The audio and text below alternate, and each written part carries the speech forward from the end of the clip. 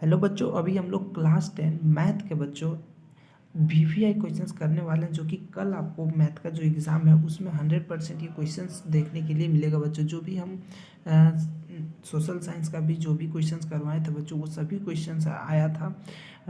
कम से कम 90% वो क्वेश्चंस जो हम करवा चुके थे, जो आप लोग का सोशल साइंस में आया था। और मैथ का ये 3 नंबर का क्वेश्चंस बच्चों अभी हम लोग करवाएंगे आपको, जो कि आपके कल 100% ये क्वेश्चंस आपको देखने के लिए मिल जाएगा। तो फटाफट बच्चों पूरा वीडियो को देखिएगा और हम एकदम आपको इजी तरीके से समझाएंगे और इजी सॉल्यूशन बताएंगे, जो कि आप अच्छा से कर पाएँ और अच्छा से समझ पाए। एकदम इजी सॉल्यूशन बताएंगे बच्चों। देखिए, उस बिंदु के निर्देशांक ज्ञात कीजिए जो बिंदुओं -1, 7 और 4, -3 को मिलाने वाले रेखाखंड को 2.3 के अनुपात में विभाजित करता है। यानी कि बच्चों देखिए, पिक्चर से समझिए। 2 पॉइंट है हमारे पास, एक पॉइंट ये और एक पॉइंट ये, और ये एक पॉइंट है बच्चों जो कि ए को बी से मिला रहा ना। तो इस पॉइंट का निर्देशांक यानी एक्स और वाई हमें फाइंड करना है, और जिसका अनुपात दिया हुआ है बच्चों 2:3 दिया हुआ है। ठीक है, तो इसको हम बच्चों एकदम इजी कॉन्सेप्ट में आपको बताएंगे। तो चलिए फटाफट वीडियो को सोल्यूशन स्टार्ट करते हैं। उससे पहले जो भी बच्चे चैनल पे नए हैं, चैनल को सब्सक्राइब करें, वीडियो को लाइक करें और वीडियो को अपने दोस्तों में शेयर करें। देखिए बच्चों, अब हम लोग आते हैं। ठीक है, हमारे पास 2 पॉइंट है। एक हो जाएगा x1, ठीक है, यहाँ पे पॉइंट से समझिएगा। ठीक है, x1 1, ये हो जाएगा -1। x2 क्या हो जाएगा बच्चों, x2 हो जाएगा 4। ठीक है, ये वाला 4। उसके बाद y1 हो जाएगा ये 7। उसके बाद y2 हो जाएगा -3।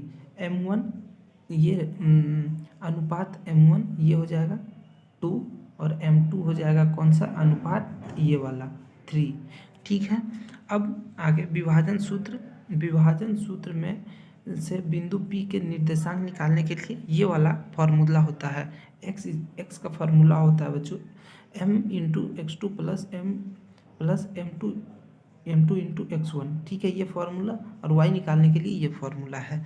तो x निकालने के लिए हम लोग ये फार्मूला लगा देंगे, p इक्वल टू ऐसे करके। ये जो फार्मूला है, इसको m1 क्या है हमारा, m1 ऊपर देख लीजिएगा 2 है। ठीक है, x2 जो है सब बैठा देंगे इस तरह से। उसके बाद y के लिए भी बच्चों ये फार्मूला पर m1 y2 m2 y1 m1 plus m2 ये फार्मूला आता है। इस पर हम सारा वैल्यू हमारे ऊपर में फाइंड है, इसको हम एज इट इज बैठा देंगे। बैठा देने के बाद कुछ इस तरह से दिखने लगेगा। ठीक है, उसके बाद ये 8 हो जाएगा। उसके बाद ये -3 हो जाएगा, और नीचे क्या हो जाएगा 5। ये हो जाएगा -6, और 7×3 21 हो जाएगा, प्लस का 21, और नीचे हो जाएगा 5। ठीक है, अब पॉइंट ये देखिए, ये है। अब इसका सोल्यूशन कैसे करेंगे, ये माइनस में है और ये प्लस, तो प्लस माइनस माइनस हो जाएगा बच्चों। तो 8 में से 3 चला जाएगा, 8 में से 3 तो क्या बचेगा 5/5। ठीक है, उसके बाद 21 में 6 चला जाएगा, तो क्या बचेगा 15/5। देख सकते हैं यहाँ पे लिखा हुआ है। ठीक है, अब इसको अगर हम लोग कट कर दे बच्चों, तो 5 एक बार में कट जाएगा, और 5 का टेबल में 15 3 बार में कट जाएगा। तो पॉइंट पी हमारा क्या निकल कर आ जाएगा बच्चों, पॉइंट पी जो है हमारा, पॉइंट पी निकल कर आ जाएगा 1, x आ जाएगा 1 और y आ जाएगा 3।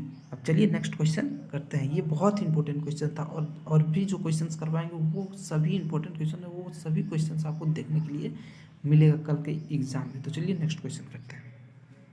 नेक्स्ट क्वेश्चन बच्चों हम लोग का देख सकते हैं, एक बिंदु Q से, ठीक है, एक बिंदु Q से एक वृत्त पर स्पर्श रेखा की लंबाई 24 सेंटीमीटर है, तथा Q की केंद्र, जैसे समझ लीजिए एक वृत्त है। ठीक है, उसकी स्पर्श रेखा बोला जा रहा है ना, एक स्पर्श रेखा कुछ इस तरह से है, यहाँ स्पर्श कर रहा है। ठीक है, स्पर्श रेखा की लंबाई 24 सेंटीमीटर है। ये 24 सेंटीमीटर हो गया स्पर्श रेखा की लंबाई, तथा केंद्र Q, यहाँ पे केंद्र है बच्चों जो कि Q है ये। ठीक है, की दूरी 25 सेंटीमीटर है, तथा वृत्त की त्रिज्या यानी कि वृत्त की त्रिज्या हमें फाइंड करना है। तो देखिए बच्चों, यहाँ पे देख सकते हैं एक स्पर्श क्यू एक पॉइंट है जहाँ से केंद्र ओ तक का 24 है और स्पर्श रेखा 25 है, जो कि क्वेश्चन में हमें गिवन है। ठीक है, और यहाँ पे क्या बन रहा, 90 डिग्री बन रहा। तो आप लोग यहाँ पे देख सकते हैं बच्चों, एक इस तरह का ट्रायंगल बन चुका है, जो कि नीचे का ये वाला ये 25 है, ठीक है, और ये 24 है, बेस, ठीक है, ये 24 है, क्योंकि आधार जो होता है बच्चों, आधार हमेशा कर्ण से छोटा होता है, तो कर्ण बड़ा हो जाएगा। हमें ये वाला चीज़ फाइंड करना है। ये देखिए, ये रेडियस हो जाएगा कि नहीं, इस ट्रायंगल का रेडियस ये हो जाएगा। तो ये चीज़ अगर हम लोग फाइंड कर लें तो ट्रायंगल का रेडियस यानी कि ट्रायंगल का त्रिज्या निकल जाएगा। तो चलिए कैसे फाइंड करना है, बच्चों, त्रिज्या OP हमें फाइंड करना है, निकालना है। O और Q कितना है 24 और P और Q कितना है 25 सेंटीमीटर। चूँकि OP जो है देख सकते हैं OP परपेंडिकुलर है PQ पर, तो पाइथागोरस यहाँ पे 90 डिग्री बन रहा है। तो पाइथागोरस परिमेय से दो त्रिभुज का जब ये दिया रहता है तो पाइथागोरस परिमेय से हम ये चीज़ निकाल सकते हैं। तो चलिए फटाफट पाइथागोरस परिमेय का यूज़ करते हैं। तो पाइथागोरस PQ का स्क्वायर इक्वल टू ये हो जाएगा, ठीक है, यानी पाइथागोरस का फॉर्मूला होता है H square equal to P square plus B square. तो P क्या होता है बच्चों, P होता है H हो जाएगा 25, ठीक है, और P हम लोग का P हो जाएगा ये OP, ठीक है, और 24 हो जाएगा हम लोग का क्या हो जाएगा B। तो इस तरह से 25 का जो ये होता है, देखिए 25 का 625 हो जाएगा स्क्वायर और 24 का 576।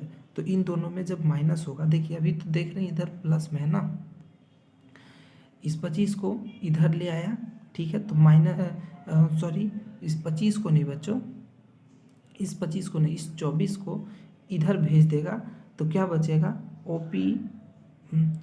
OP इक्वल टू 225 माइनस इतना ये हो जाएगा। यहाँ पे भेज रहा बच्चों, इसके जगह पे, ना कि यहाँ पे नहीं, ठीक है।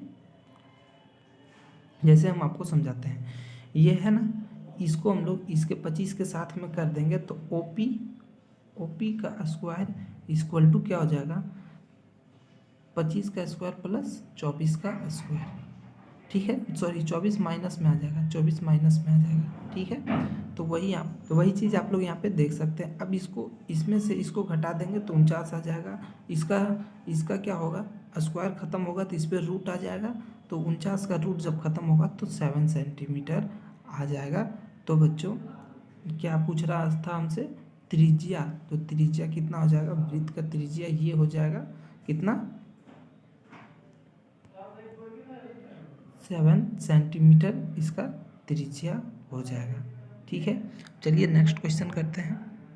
लोगों के पास 5 cos square 60 degree plus 4 sec square 30 degree 10 square 45 degree sine square 30 degree plus cos square 30 degree. तो इसका सॉल्यूशन हमें करना है, ठीक है, माइनस में। तो हमें क्या करना है बच्चों, सभी का कोस 60 डिग्री का वैल्यू सेक 30 डिग्री का वैल्यू कुछ इस तरह से हमें बैठा देना। तो सभी का जब वैल्यू बैठा देंगे तो 5 हो जाएगा, ये 5 एज इट इज रह जाएगा। आप कोस 60 डिग्री का वैल्यू 1/2 प्लस इंटू प्लस 4, उसके बाद सेक 30 डिग्री का वैल्यू √3/2, उसके बाद ये स्क्वायर में था, सेक स्क्वायर में था, इसलिए ये भी स्क्वायर में माइनस देंगे, यहाँ पे माइनस है। 10 45 डिग्री का वैल्यू 1, तो 1 का स्क्वायर। अब साइन 30 डिग्री का वैल्यू 1/2, साइन पे स्क्वायर है तो स्क्वायर, प्लस लगाएंगे, यहाँ प्लस है। कोस 30 डिग्री का वैल्यू √3/2, कोस स्क्वायर में है इसलिए स्क्वायर, ठीक है। अब इसका हमें क्या करना है, इजी से सॉल्यूशन कर देना है। तो इसका सॉल्यूशन क्या करेंगे बच्चों, ये 1 का स्क्वायर क्या हो जाएगा, 1 ही रहेगा, और ये क्या हो जाएगा 4 हो जाएगा। तो 5 इंटू 1/4 हो जाएगा, प्लस ये 4 हो जाएगा, और √3 का स्क्वायर हटेगा तो क्या हो जाएगा 3 हो जाएगा। तो 4/√3 और 1 का स्क्वायर 1 हो जाएगा। उसके बाद नीचे ये 1 हो जाएगा और 2 का स्क्वायर 4, √3 का स्क्वायर रूट थ्री का स्क्वायर 3 और 2 का स्क्वायर 4। ठीक है, अब आगे हम लोग इसका सॉल्यूशन कर देंगे, फटाक से हमारा आंसर आ जाएगा। अब इसको इससे इंटू कर देंगे तो 5/4 हो जाएगा। ठीक है, प्लस का प्लस ही रहेगा, प्लस रहेगा। ठीक है, इस 4 को 4 से इंटू कर देंगे तो 16/3 माइनस का 1। अब नीचे करते हैं, नीचे में हम लोग क्या करेंगे, 4 एलसीएम ले लेंगे। यहाँ से 4 एलसीएम आ जाएगा तो 1 + 3 हो जाएगा। ठीक है, यहाँ तक आ गए, यहाँ तक समझ गए होंगे आप लोग। उसके बाद अब हम लोग पूरा इसका ये हटा देंगे, जिस तरह से हटा दिया गया है ऐसे करके। अब यहाँ पे हम लोग क्या करेंगे, ये इसको ऐड कर देंगे तो 4/4 हो जाएगा। ठीक है, यहाँ पे नीचे में ये हो जाएगा। अब इसका हम लोग क्या करेंगे, एलसीएम ले लेंगे। तो इसका एलसीएम 4×3 = 12 हो जाएगा। तो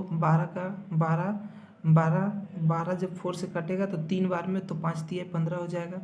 उसके बाद 4 बार में 16 4 बार में 3 बार में कटेगा 12 से, तो 4 आएगा तो 64 हो जाएगा। और -12 पूरा यहाँ 12 आ जाएगा। ठीक है, अब आगे हमको यहाँ पे क्या करना है, इसको ऐड करके इसको माइनस कर देंगे।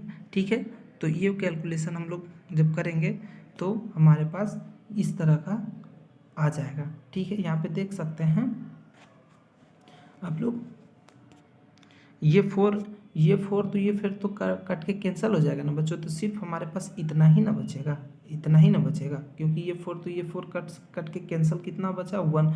तो 1 को तो हम नीचे लिखते नहीं हैं, तो हमारे पास क्या बचेगा, ये ऊपर वाला। अब इसका हम लोग सॉल्यूशन कर देंगे, इसको ऐड करके इसको घटा देंगे तो 67। देखिए 12 से 15 को घटा देंगे तो कितना आएगा, 3 बचेगा। और 3 को 64 में ऐड कर देंगे तो 67 कितना हो जाएगा, 12। ये हो गया हम लोग का आंसर। तो इसी तरह से करना बच्चों, एकदम इजी वे में हम आपको समझाएं ताकि आप अच्छा से समझ जाएं और कल के एग्ज़ाम में आप अच्छा से मैथ को बना पाएँ।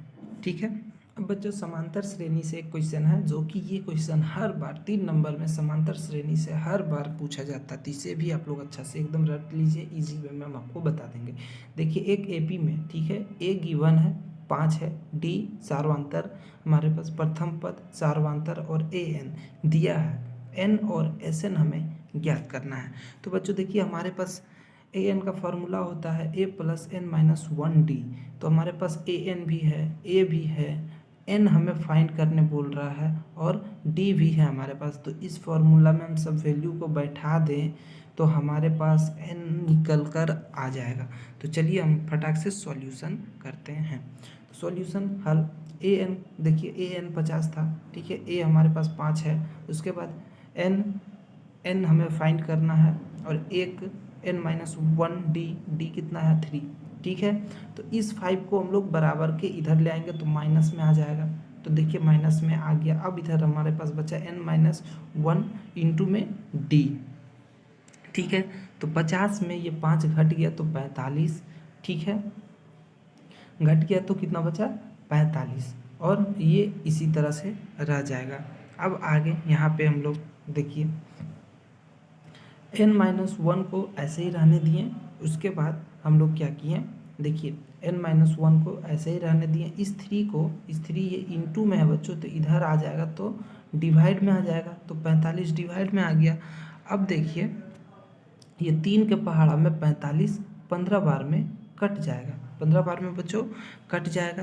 तो काट के 15 यहाँ पर लिख दिए। अब हमारे पास बचा n - 1 = 15 बचा। तो अब हम लोग क्या करेंगे, n को ऐसे ही रहने देंगे और इस 1 को बराबर के इधर भेज देंगे। तो बराबर के जब n को इधर रहने दिए और 1 को क्या किए इधर भेज देंगे, तो ये माइनस से प्लस में हो गया। तो क्या हुआ, फिर n का वैल्यू, इसको हम लोग 15 में 1 को जोड़ देंगे तो 16, n का वैल्यू हमारे पास 16 आ गया। अब हमारे पास एस एन भी ज्ञात करने बोल रहा था। तो देखिए बच्चों एस एन अब हम लोग बहुत ही आसानी से ज्ञात कर सकते हैं, क्योंकि एस एन का फॉर्मूला में n का वैल्यू होता है। तो देखिए एस एन, तो n हमारे पास कितना है, n कितना है, एस एन हमें फाइंड करने बोल रहा है।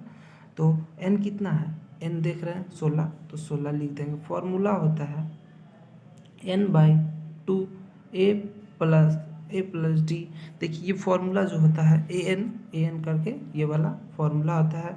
इस फॉर्मूले पे हम लोग अभी सॉल्व कर देंगे। 16 बैठा दिए 2, फिर ए, उसके बाद 5 + 60 n-1 d। ठीक है, ये चीज़ हमने बैठा दिया। उसके बाद इसे हम लोग फटाक से सोल्व कर देंगे। ये कट जाएगा 8 बार में। उसके बाद ये 5 दूनी 10 हो जाएगा। उसके बाद देखिए बच्चों ये घट के 15 हो जाएगा इंटू में 3। उसके बाद आगे ये 8 रहेगा ऐसे ही। ये इससे 5 15 तिये 45 हो 15 तिये 45। ये 45 10 में ऐड होके 55। अब ये इंटू में है तो 8 × 55 हो जाएगा 440। तो हमारे पास n का वैल्यू हो गया 16 और SN हो गया 440। तो ये हो गया हमारा आंसर। अब नेक्स्ट क्वेश्चन करते हैं। क्वेश्चन बच्चों देखिए, एक वृत्त के चतुर्थांश का क्षेत्रफल ज्ञात कीजिए जिसका परिधि 22 सेंटीमीटर है। परिधि क्या होता है बच्चों? परिधि यानी कि जैसे समझ लीजिए ये एक तार है जिसको मोड़कर एक सर्कल बना दिया गया है। तो इस तार की जो लंबाई है ना, इस तार की लंबाई को ही बोलते हैं परिधि। ठीक है, ये पूरा इसकी सर्कल की लंबाई को बोलते हैं परिधि। ठीक है, 22 सेंटीमीटर है या 2πr = ये परिधि का फॉर्मूला होता है 2πr। ठीक है, 2πr हमें क्या ज्ञात करने बोल रहा है? क्षेत्रफल। तो क्षेत्रफल 2 × पाई का वैल्यू कितना हो जाएगा? 22 क्षेत्रफल का फॉर्म ये होता है 22/7। देखिए अगर हम लोग r यहाँ से निकाल लेंगे बच्चों, r निकल जाएगा।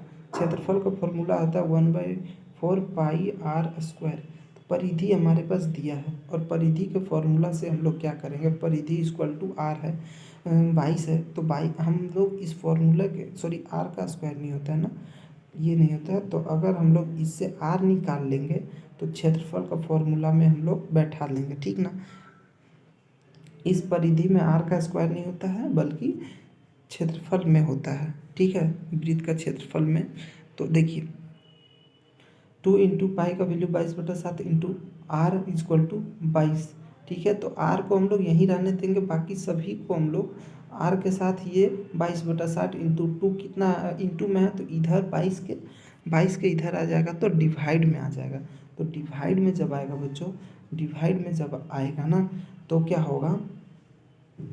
तो होगा कि देखिए आपको हम दिखाते हैं r = 22 × 2/2 × ऐसे हो जाएगा। 7 यहाँ पे 7।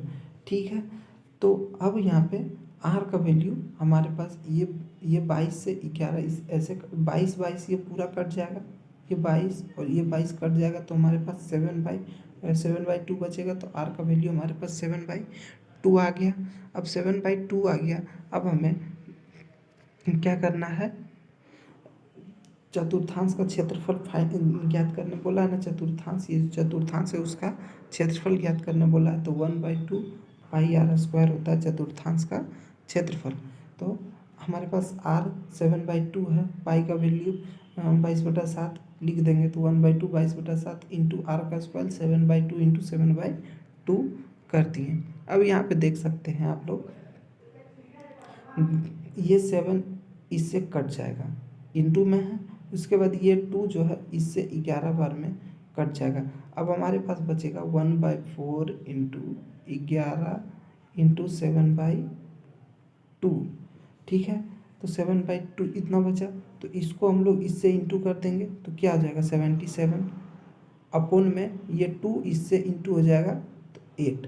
तो देख सकते हैं कितना आ जाएगा? 77 अपॉन में 8 सेंटीमीटर स्क्वायर। देखिए स्क्वायर इसी लगाते हैं क्योंकि क्षेत्रफल जब भी निकालते हैं तो सेंटीमीटर जो भी होता है उसमें स्क्वायर लगाते हैं। तो ये हो गया और ये बहुत ही VVI क्वेश्चन है बच्चों। कल आपके 3 नंबर में ये क्वेश्चन 100% आपको देखने के लिए मिलेगा। सामाजिक विज्ञान का भी जो हम क्वेश्चन करवाए थे वो भी मिला था, आप जाके देख सकते हैं। अगर नहीं विश्वास है तो हमने आंसर की को भी डाल दिया है, आंसर की को भी देख देख सकते हैं, और जो क्वेश्चंस करवाए थे उसका भी वीडियो आप लोग देख सकते हैं। और ये भी क्वेश्चंस आपको 100% कल आएगा, और मैथ का भी आंसर की हम डालेंगे। फिर मिलेंगे बच्चों नए वीडियो में, तब तक के लिए धन्यवाद।